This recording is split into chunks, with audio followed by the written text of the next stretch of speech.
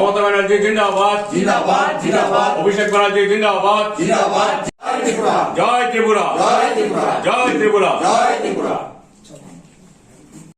তৃণমূল কংগ্রেস জিন্দাবাদ জিন্দাবাদ জিন্দাবাদ তৃণমূল কংগ্রেস জিন্দাবাদ জিন্দাবাদ জিন্দাবাদ মমতা ব্যানার্জি জিন্দাবাদ বেশি মনে করছি যে এটা আমার ঠিক ডিসিশন, কেননা বিজেপির বিরুদ্ধে লড়াইয়ে যেহেতু আমরা নেমেছি, আমরা চাইছি যে বিজেপির বিরুদ্ধে লড়াই করতে। ওটা একমাত্র তৃণমূল কংগ্রেসই সম্ভব এখনকার সময়।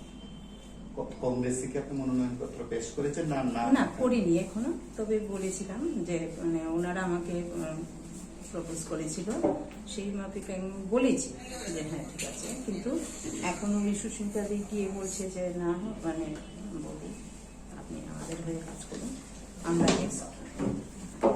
সেটাই আমি নিয়েছি। আমরা ওনাকে 17 নম্বর ওয়ার্ড থেকে দাঁড়াবার জন্য রাজি করার চেষ্টা করছি। আমাদের একটা মিটিং আছে 17 থেকে আমরা ওনাকে রাজি করার চেষ্টা করছি। উনি বলছেন উনি নিঃস্বার্থে এসছেন, তবু আমরা বৌদিকে আমরা চাই যে উনি আমাদের ক্যান্ডিডেট। কংগ্রেসে কত নম্বর ওয়ার্ড থেকে দাঁড়িয়েছিল? সেম 17 মানে ওনাকে অফার করেছিল। টোটাল কতজন এসছে? টোটাল এখন তো ওনারাই এসছেন, আগামী দিনে ওদের মাধ্যমে আমরা আরো জয়েনিং হবে। কিন্তু আমি আবার বলছি, আজকে যারা দুজন আমাদের জয়েন করেছে বা দুজনের সঙ্গে যারা আছে, ওদের পিছনে অনেক আছে। এবং আমি মনে করি যে রতনদার পিছনে অনেক মানুষ রয়েছে, কিন্তু আমরা তাড়াতাড়ি জয়েন করিয়েছি কারণ উনিও আমাদের ক্যান্ডিডেট নিয়ে অনেক সাহায্য করবেন, যেটা আজকে রাত্রে লিস্ট তালিকা ঘোষণা হবে।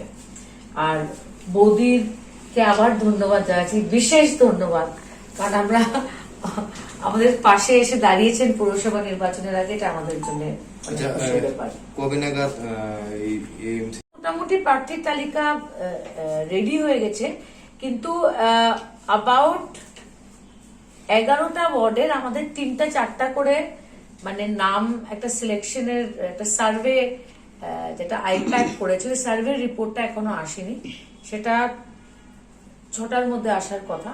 তো আমরা এখনই বসে এটা ফাইনালাইজ করব। এই লিস্টটা আমরা কলকাতায় পাঠাবো, কলকাতা থেকে এটা অ্যাপ্রুভাল হয়ে আসবে। সো আমি মনে করি যে আজকে রাত্রের মধ্যে আমাদের ফাইনাল হয়ে যাবে। 51টাতেই আপনারা প্রতিনিধি করছেন 100%। 51 অন্যান্য পৌরসভা নগর পঞ্চায়েত গুলোতে আমরা তেলিয়ামুড়াতে আই থিঙ্ক অনেক নমিনেশন পড়ে গেছে, ধর্মনগরেও অনেক এন্ট্রি আছে, কয়েকটা এলাকাতে আমাদের অসুবিধা হচ্ছে, কিন্তু আজকে রাত্রে পর্যন্ত অনেকেই সময় চেয়েছে। আই থিঙ্ক আজকে 8:30-9টার মধ্যে আমাদের তালিকাটা রেডি হয়ে যাবে। কিন্তু আমরা আবার বলবো যে ফ্রি এন্ড ফেয়ার ইলেকশন জন্য হয়। আগরতলাতে তো আমার মনে হয় না জনসাধারণের স্রোতটা যেদিকে বিজেপি কিছু করতে পারবে, কিন্তু আগরতলার বাইরে মানুষের নিরাপত্তার দায়িত্ব প্রশাসনের রয়েছে।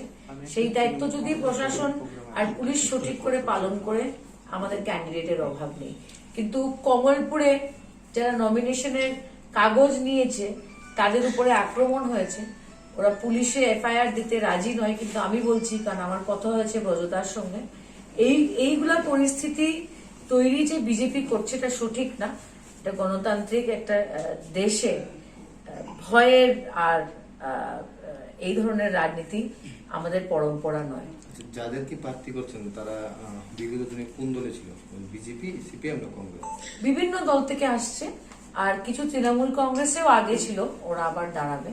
কিন্তু ম্যাক্সিমাম আমি মনে করি কংগ্রেস থেকে আসছে, বিজেপি থেকে আসছে, সিপিএম থেকেও আসছে, বাট আমি বলবো নাম্বার 1-এ বিজেপি আছে আর 2 নম্বরে কংগ্রেস আছে, আপনারা দেখতে পারবেন ইতিমধ্যে।